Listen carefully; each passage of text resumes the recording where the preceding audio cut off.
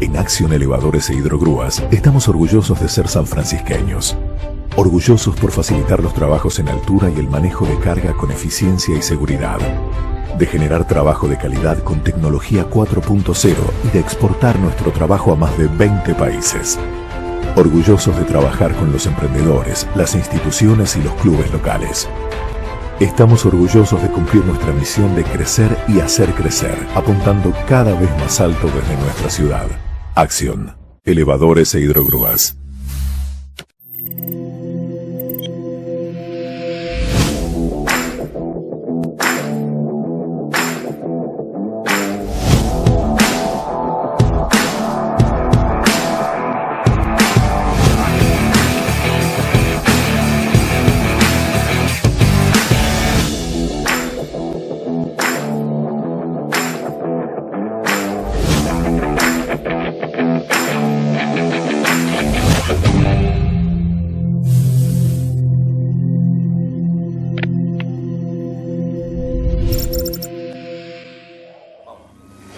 En este bloque de Huella vamos a abordar una vez más el tema político. La política obviamente ha tenido una presencia gravitante en esta y en todas las sociedades, pero a nosotros nos ocupa la ciudad de San Francisco. Hoy, con Arturo, queremos abordar la historia de un partido político y de una ideología que ha tenido una gravitación muy importante, que la sigue teniendo en el mundo desde el momento de su aparición. Estamos hablando del comunismo. ¿Qué presencia tuvo en la ciudad de San Francisco? ¿Cuáles fueron sus dirigentes? ¿Cuáles fueron los resultados electorales? ¿Fue San Francisco cuna de algún dirigente comunista relevante a nivel nacional, a nivel internacional? ¿Qué pasó en el departamento San Justo con el Partido Comunista? Bueno, son algunas de las cosas de las que nos vamos a enterar a través de este diálogo con Arturo. Arturo viene del comunismo, 1917, presencia mundial a través de la revolución bolchevique. Y a partir de allí, ¿qué pasa en la ciudad de San Francisco con el comunismo? Claro, a partir de ahí la expansión en el mundo, como lo vimos ya cuando habíamos abordado el tema del fascismo, claro, en San Francisco, ¿no es cierto? Cómo se llega al fascismo aquí y por qué surge el fascismo en Italia en su momento, ¿no es cierto? Alertados por lo que era la puesta en práctica de esas teorías hasta entonces del comunismo. Sí, señor. Fascismo que surge como una especie de reacción, claro, digamos, motorizado por sentimientos y ideología anticomunista, digamos. Claro, exactamente. Y cuando llega acá en San Francisco, los primeros, así digamos, datos que tenemos de la presencia del comunismo son del año 1921. 21, a poquitos. Pocos años después. Pocos años después de la Es decir, ahí es cuando surgen como públicamente, posiblemente, ya desde antes también había gente. Algún desarrollo. Hay que tener en cuenta que la mayoría de la gente que aquí en San Francisco adhería al comunismo eran muchos de ellos trabajadores europeos que habían emigrado, claro, acá, principalmente del este de Europa. Claro. Los polacos, claro. Los eslovacos. La inmigración de fines del siglo XIX, principios del siglo XX, obviamente estas personas traen consigo ideologías como el anarquismo, y eventualmente el comunismo. Claro, y esa adhesión, ¿no es cierto?, al comunismo. Y cuando ellos lo ven ya en práctica en Rusia, creen que es posible también aplicarlo en otros lugares. Claro, además en el comunismo el internacionalismo es gravitante porque ellos plantean no plantean una cuestión de naciones, plantean una cuestión de clases. Claro. Y las clases, digamos, la calificación de clases es indistinta respecto de los países. Está el proletariado, que es proletariado en todos lados. Entonces hay un componente de internacionalismo muy importante. Claro, y acá en San Francisco surge el nombre, no digamos que es el fundador del comunismo de San Francisco, pero sí por lo menos el que aparece como el principal impulsor que tuvo durante muchos años. Y era un maestro, un profesor, que se llamaba Zacarías Álvarez. Zacarías Álvarez era del socialismo, una persona que, como maestro que era, estuvo siempre muy vinculado a cuestiones culturales en la ciudad, con la biblioteca que se había fundado en aquellos tiempos, en el Club Atlético San Isidro, que era un club que había surgido en el año 1920, con la biblioteca pública que había acá en la ciudad, y él en el año 1921 renuncia al Partido Socialista para formar parte del Partido Comunista en San Francisco.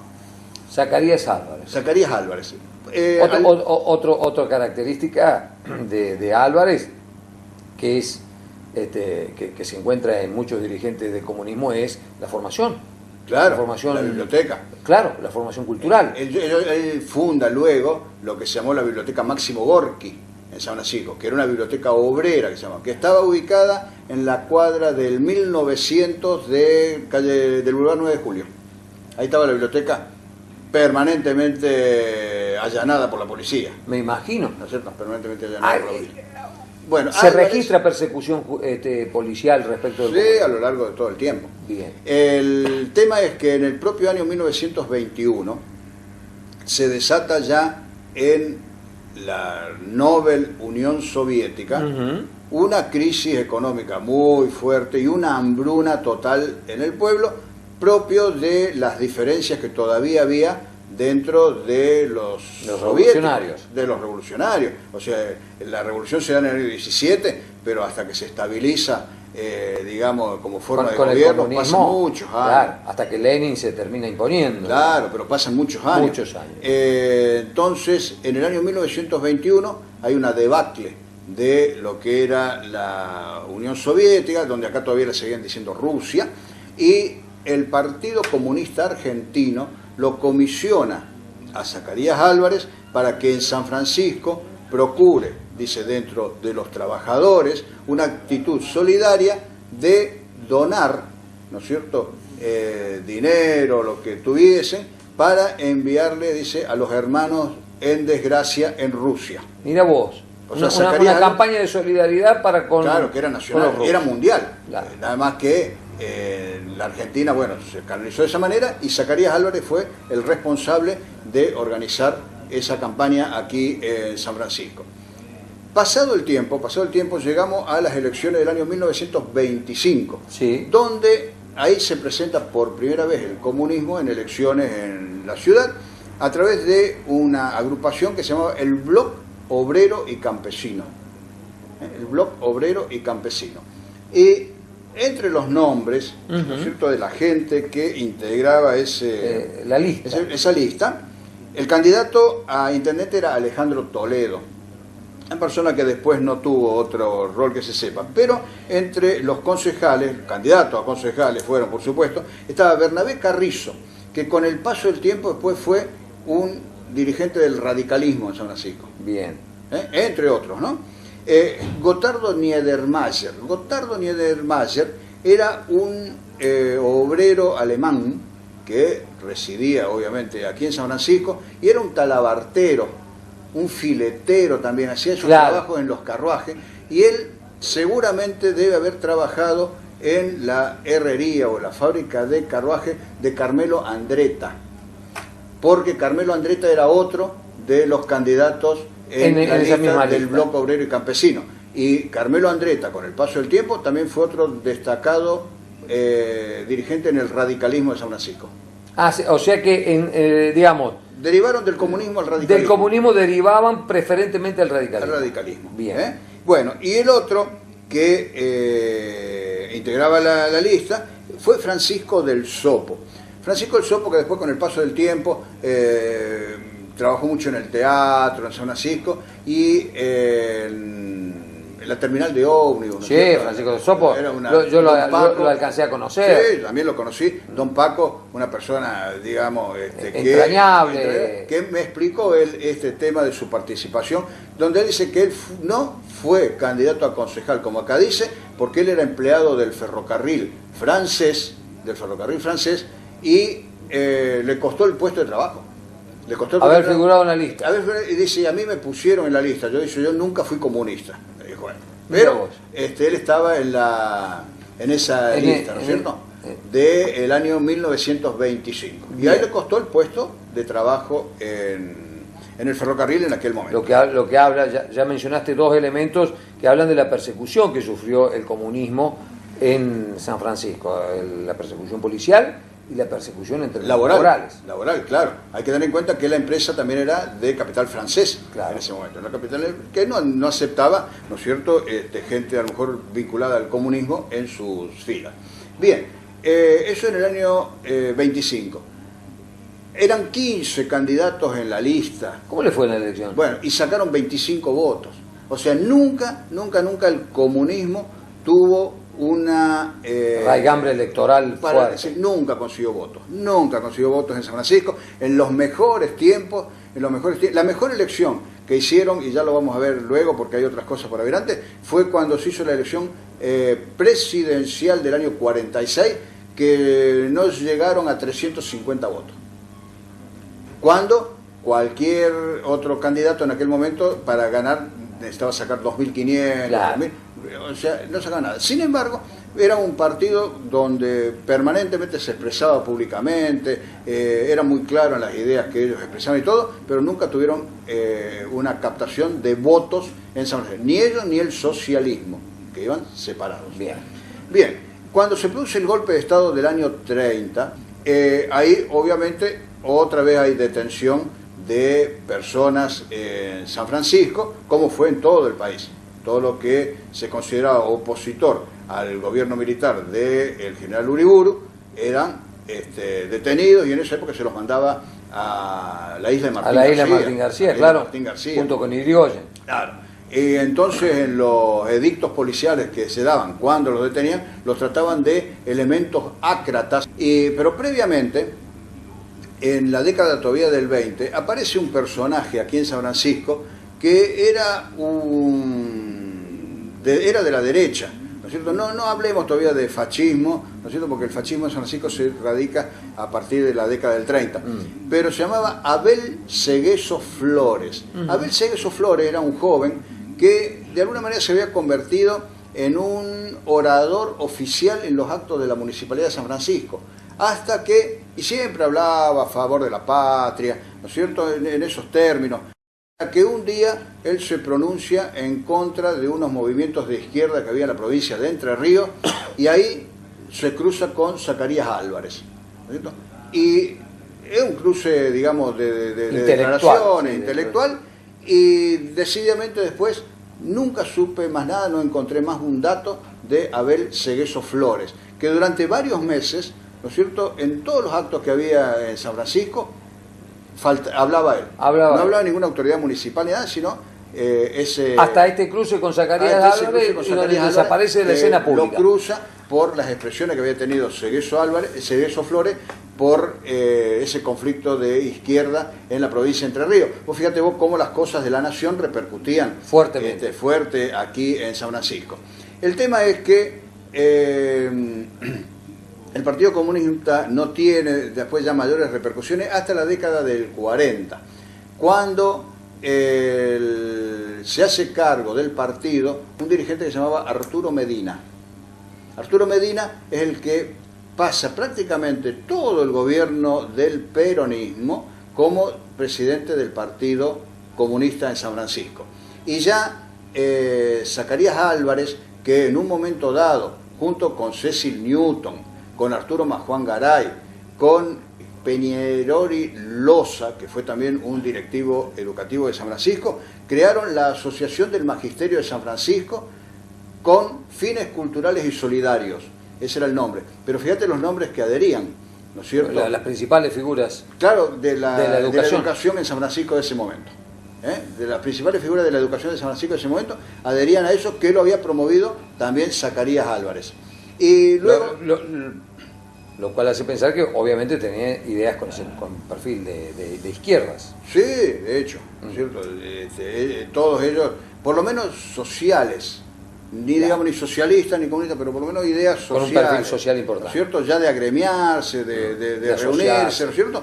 Que todo lo que sea agremiación se vuelve fuerte después de la década del 40 con la llegada del peronismo. Y Zacarías Álvarez luego se va de San Francisco, se va a Córdoba y muere en el año 1947. O sea que él no llega a ver lo que ocurre, digamos, luego ya en la época del peronismo. Pero a todo esto hay una cuestión muy importante de influencia del comunismo en San Francisco, que es la...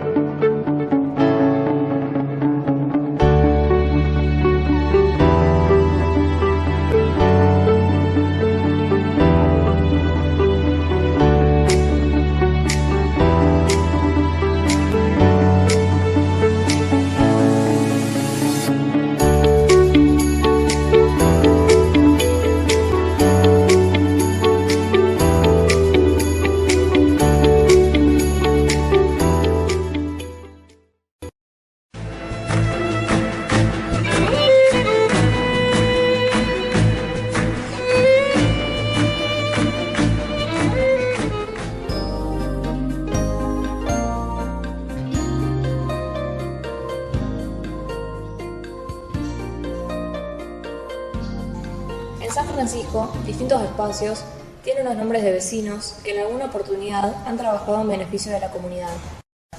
Calles, plazas e instituciones tienen los nombres de personas que dieron lo mejor de ellos para aportar a la sociedad sanfrancisqueña desde fines del siglo XIX y hasta tiempos recientes. Leemos textos en libros, distintas publicaciones con referencias a personajes locales. Caminamos por la ciudad o llegamos a instituciones y observamos carteles que nos indican nombres que no siempre nos resultan conocidos. Nos interesamos en ellos y surge indefectiblemente la pregunta: ¿quién fue?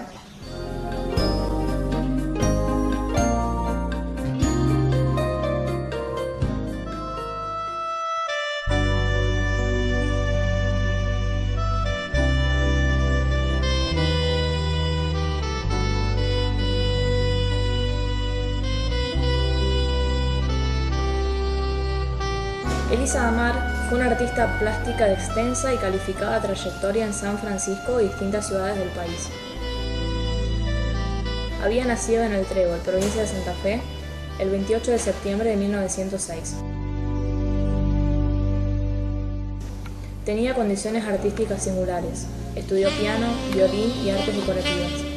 En 1942 contrajo matrimonio con el artista plástico Miguel Pablo Borgarello, quien ejerció una fuerte influencia en el desarrollo de su carrera artística. Alternó la labor académica con una producción plástica propia excepcional. Se perfeccionó con su esposo y comenzó a presentar sus obras de manera individual en distintos centros culturales del país: Buenos Aires, Rafaela, Córdoba, Rosario, Paraná, entre otros. Durante muchos años compartió con Borgarello la conducción de la Academia Municipal de Bellas Artes y en 1941 esculpió el monumento evocativo del cincuentenario del Trébol, su localidad natal, y en 1944 hizo lo mismo para Morteros.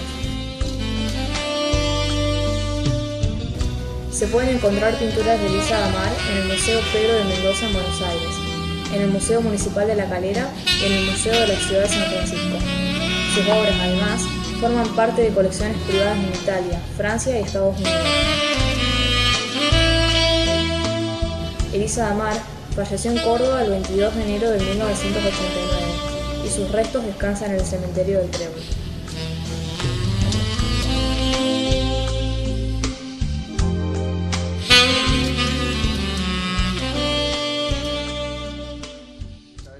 Con la llegada del peronismo. Y Zacarías Álvarez luego se va de San Francisco, se va a Córdoba y muere en el año 1947. O sea que él no llega a ver lo que ocurre, digamos, luego ya en la época del peronismo. Pero a todo esto hay una cuestión muy importante de influencia del comunismo en San Francisco, que es la huelga de 1929. Y ahí el PC tiene relevancia. Es la que lo lleva adelante, es el partido que lleva adelante la huelga. Es el que lo organiza. Claro, a partir de la presencia en San Francisco de Jesús Manzanelli. Jesús Manzanelli era muy joven en ese momento, él llega a San Francisco como para organizar toda la huelga hasta que empieza en agosto y termina en el mes de noviembre del año 1929, y después él sigue siendo, ¿no es cierto?, un dirigente prominente del comunismo en la provincia de Córdoba, y viene a incursionar, como ya vamos a ver, varias veces en San Francisco. En esa huelga del año 29, un automóvil en el que viajaba Manzanelli, Zacarías Álvarez, el radical José Lencinas, fue atacado a balazos por la policía, el auto. No hirieron a nadie, no pasó absolutamente nada, pero fue atacado en el curso de esa huelga. Ahí Zacarías Álvarez también tenía participación, si bien la figura prominente eran Antonio Maruenda, claro, y Jesús Manzanelli, que habían venido desde Córdoba. Solo para recordar, digamos, el nivel de violencia de la época, tenemos que recordar que hubo 5 muertos en un solo episodio. En un solo episodio de un represión, enfrentamiento entre manifestantes y policías. Y hubo muertos de los dos bandos. De los dos bandos. Sí, sí, o sea que los dos estaban armados. Exactamente. Eso fue una huelga del año 1929. Solo para tener idea de el perfil de la violencia, claro, por eso cuando, de los enfrentamientos. Cuando en el año 30... Y se peleaba por las 8 horas de trabajo que recordábamos el 1 de mayo, claro, los mártires de Chicago de 1886. Claro, de 1886. Claro. Lo que tenemos es, entonces, que en el año 31, después de esta huelga, del 29, yo que tengo los nombres para recordarlos, cuando se detiene, ¿no es cierto?, a esos llamados elementos ácratas, dice que incitaban al pueblo a la revolución contra el gobierno provisional. Sí. Entre los detenidos tenías a Domingo Desi. Domingo Desi era un camionero en San Francisco. Nazareno Reginelli, un nombre conocido después también Desi en San también Francisco. Una familia conocida actualmente en la ciudad. En la ciudad. Y Francisco Mana, que era un técnico en radiofonía de aquel momento. Francisco Mana fue luego permanentemente detenido siempre por su militancia en el comunismo, pero era un teórico del comunismo. Hay que tener en cuenta que el comunismo, si bien se expresaba en contra de los gobiernos digamos, generalmente los gobiernos militares, o los gobiernos, o las democracias liberales, o las democracias liberales, ¿no? Incluso se expresan muchas veces en contra del peronismo también, no eran de una acción violenta, sino que era de retórica, ¿no? Sí, era la expresión permanente. Retórica, y de hecho participaban de elecciones. Participaban de las elecciones. Con magros resultados, pero participaban. Sí, siempre tenían participación. Hubo una mujer en una mujer que vivió o nació en San Francisco, que tuvo una gran relevancia en el comunismo nacional e internacional. Claro, quien aquí en San Francisco estuvo investigando en su momento este tema también fue Carlos Montiel, ¿cierto? Se trata de Fanny Jakowski. Fanny Jakowski nació aquí en San Francisco en febrero de 1911. Era hija de un señor que era un polaco y que era telegrafista. Yo imagino que era telegrafista del ferrocarril, claro, no del correo, porque en un momento dado en la historia de Fanny Jakowski está que su padre es echado del trabajo cuando ella era niña todavía y se tienen que ir de San Francisco. Y el hecho relevante que aparece como para que justifique tal vez la expulsión de él del trabajo de acuerdo a los criterios que tenían las empresas ferroviarias de aquel momento fue la huelga de septiembre de 1917, que fue una huelga nacional muy importante de los ferrocarriles por un conflicto planteado en Tucumán. Sí, señor. Que en San Francisco incluso cobra una vida, la vida de un inmigrante italiano, hay unas lindas fotografías que están Las tenemos, que están en el archivo gráfico que hacen referencia a esa huelga de 1917. De la huelga del 1917.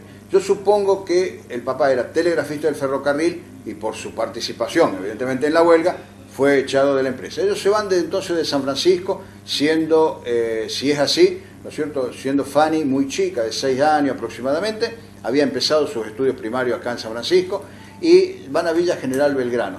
De Villa General Belgrano ella se traslada luego a Buenos Aires con la familia, y ahí cambia sustancialmente la vida de ella. Ella es profesora de música, vive de su profesión como docente de música, pero estando en Buenos Aires comienza a frecuentar círculos intelectuales importantes de la capital federal, y ahí conoce a Leónidas Barletta y a Álvaro Yunque, personalidades figuras relevantes, ¿no es cierto?, de la década del 30 en la cultura argentina. En esas reuniones, en esos sitios es donde ella conoce a quien es su esposo, una persona vinculada al gremio de la construcción que se llamaba Bernardo Edelman. Y de ahí en adelante ella se casan, claro, y ella pasa a ser conocida como Fanny Edelman.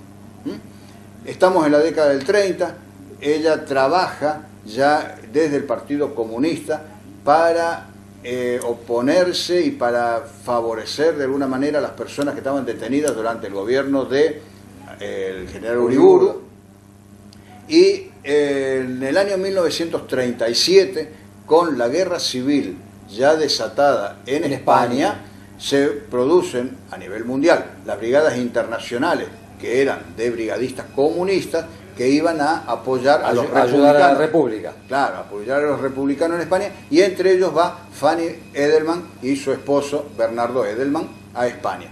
Ellos llegan en septiembre del año 37 allá, y ahí ella tiene un encuentro con el poeta Hernández y con Antonio Machado.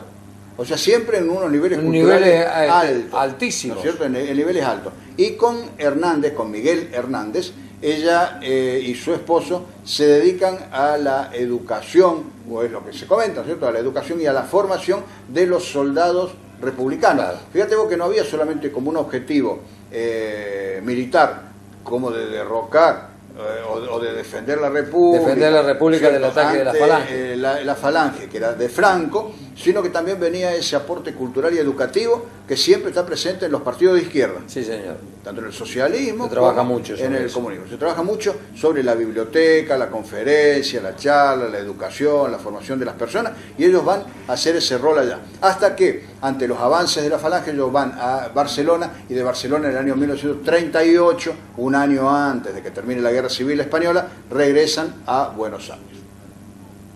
Ella continúa, por supuesto, consecuente con su ideología del comunismo, y en la década del 70, luego de haber hecho viajes a Rusia o a la Unión Soviética en su momento, de haberse entrevistado en Cuba con Ernesto Guevara, con Fidel Castro, haber estado en Vietnam, y hacer todo un rol muy activo de lo que era el comunismo, y terminar apoyando al gobierno de Salvador Allende, que era del Partido Socialista, sí, señor, en Chile.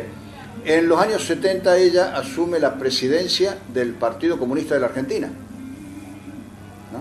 Y se mantiene, y le toca ser presidente del Partido Comunista de la Argentina, nada más ni nada menos que cuando existía en la Argentina la Alianza Anticomunista Argentina, que era la AAA, y todo el proceso del gobierno del golpe del año 76.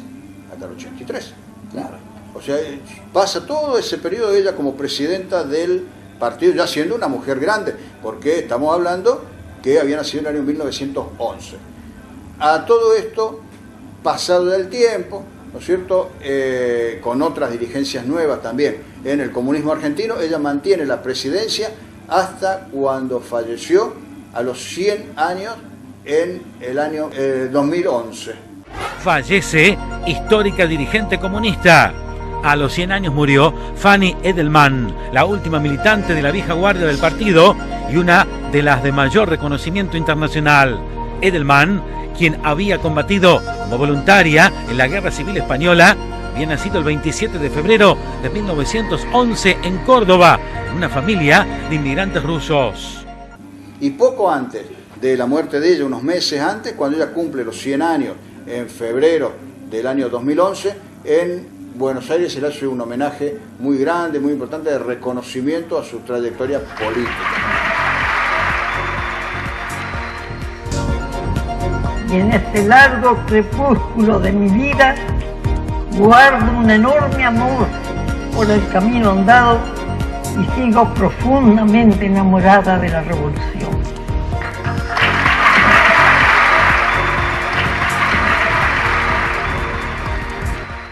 Mirá vos la sanfrancisqueña esta. Una última que me gustaría que desarrolles.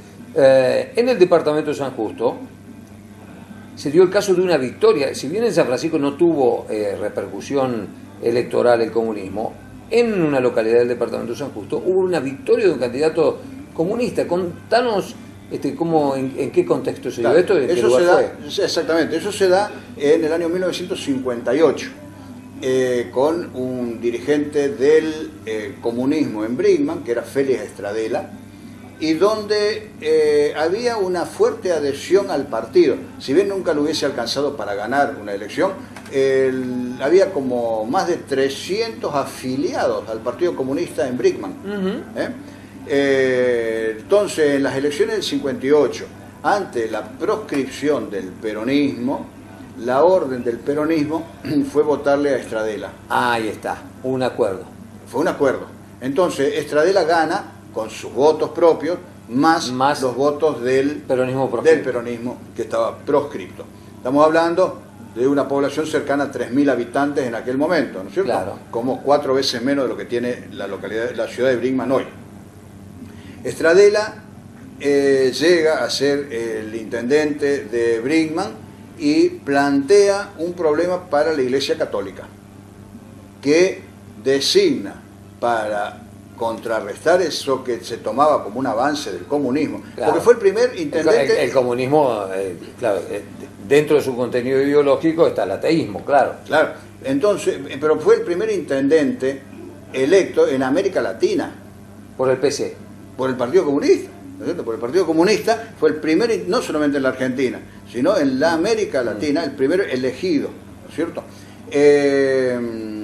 Entonces la iglesia manda a Brinkmann al padre Jorge Isaac. Claro, un cura carismático. Un cura carismático, joven, ¿no es cierto? Que la tenía muy clara cuál era el rol que él tenía de ir a contrarrestar al... un personaje que marcaría la contemporaneidad de Brinkmann, ¿no? Sí, le dio un impulso a toda la cuestión de la educación. Claro, sí, incluso hay una escuela, ¿no es cierto? Claro. Que él había creado, había fundado, pero él incluso daba la misa con parlantes y todo lo demás, de una manera como que lo veían, digamos, a Estradela como un enemigo, ¿no? De la parte religiosa, si bien se sabe que no había llegado, ni tampoco él tuvo un gobierno comunista. No. ¿Cierto? Porque tenía que estar dentro de las normas, con el Consejo Deliberante, trabajar con todo lo que él tenía, e hizo lo que pudo hacer, ¿no es cierto? Fue una persona que trabajó muy a conciencia, de acuerdo a la plataforma que él había presentado y todo, y la cumplió. Y se reeditaba, y eso se comentaba en los medios de la época, sobre todo una revista política muy importante que había en aquel momento que se llamaba Leoplan, que se repetía en Brinkmann entre el cura católico y el intendente comunista, la historia que había escrito muchos años antes, unos 15 años antes, Giovanni Guareschi en Italia, de la historia de Don Camilo y Pepone. Claro. Don Camilo era el cura, ¿no es cierto?, que llega a un pueblo donde hay en Italia, donde hay un intendente comunista, y bueno, de qué manera se interrelaciona. Y la interrelación de Estradela con Isaac tiene ese perfil. Claro. Ahora, bien. Es que, ¿hasta qué año hubo presencia del PC en San Francisco?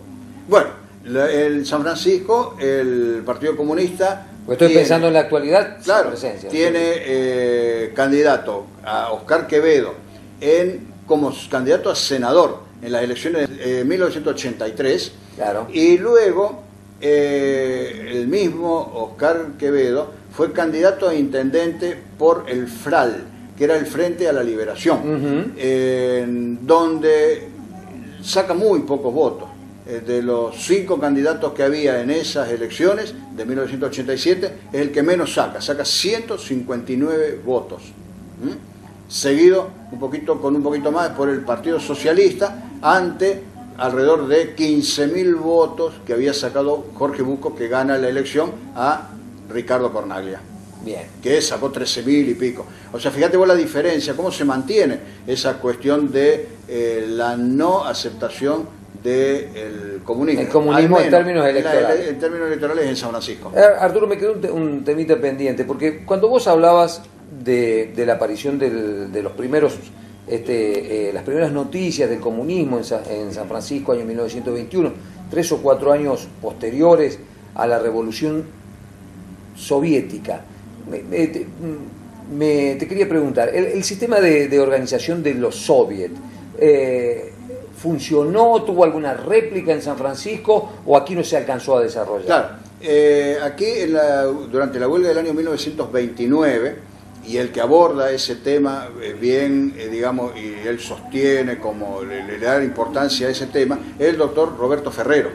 Roberto Ferrero, al estudiar y analizar y escribir sobre la huelga de 1929, destaca lo que se consideró el Soviet de San Francisco, que en realidad se instala, pero duró 3 o 4 días, y era que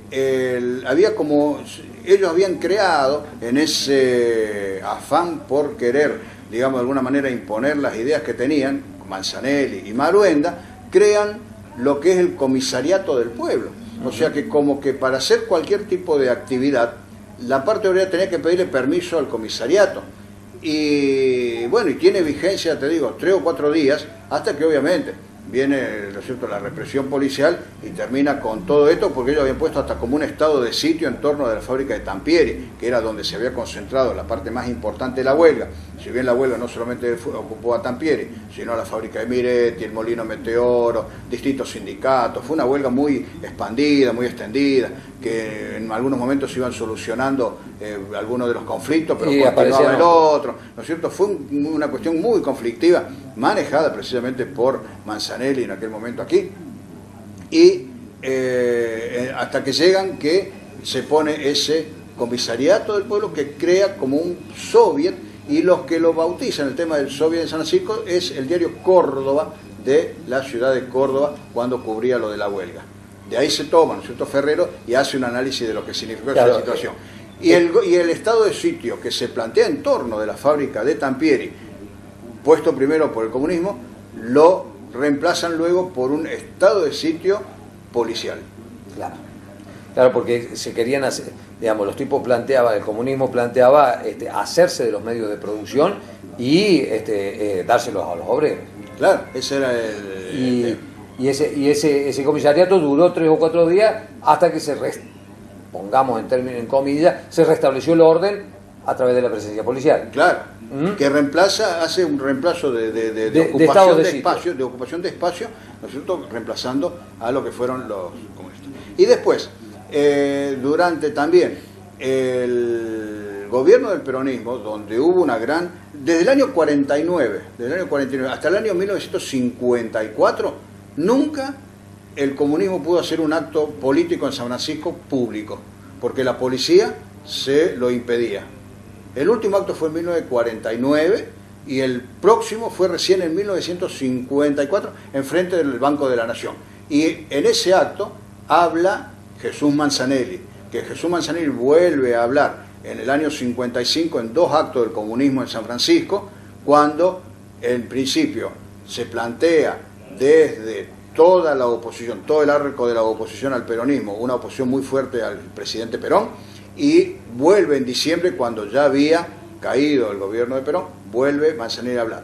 Pero Arturo Medina, que era el secretario general del comunismo de San Francisco en ese momento, él tiene unas expresiones muy fuertes a favor del rol de la mujer en la sociedad, ¿no es cierto? Y fíjate vos que él plantea en un momento dado, para celebrar el Día de la Mujer, en el año 47, antes de que le hagan las prohibiciones que tuvieron, Él decía que la mujer argentina necesita gozar del derecho político de elegir y ser elegida. La mujer todavía no votaba, recién eso se consigue en el 49. En el 49. Se sanciona la ley.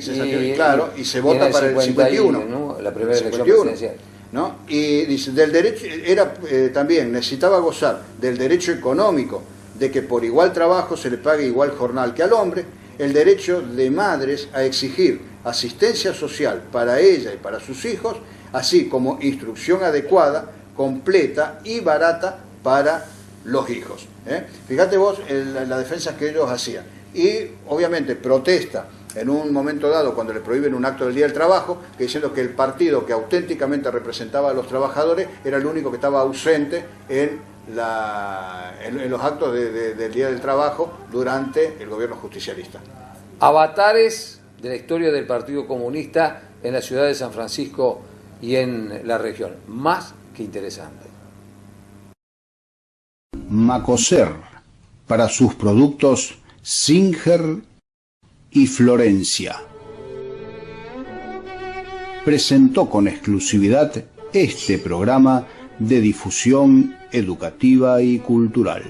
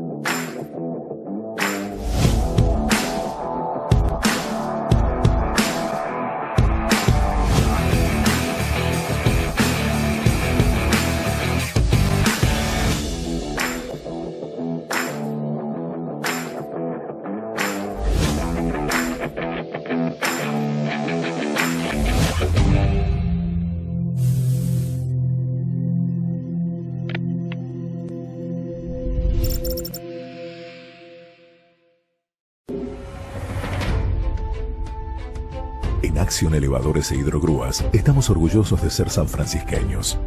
Orgullosos por facilitar los trabajos en altura y el manejo de carga con eficiencia y seguridad. De generar trabajo de calidad con tecnología 4.0 y de exportar nuestro trabajo a más de 20 países. Orgullosos de trabajar con los emprendedores, las instituciones y los clubes locales. Estamos orgullosos de cumplir nuestra misión de crecer y hacer crecer, apuntando cada vez más alto desde nuestra ciudad. Acción. Elevadores e Hidrogrúas.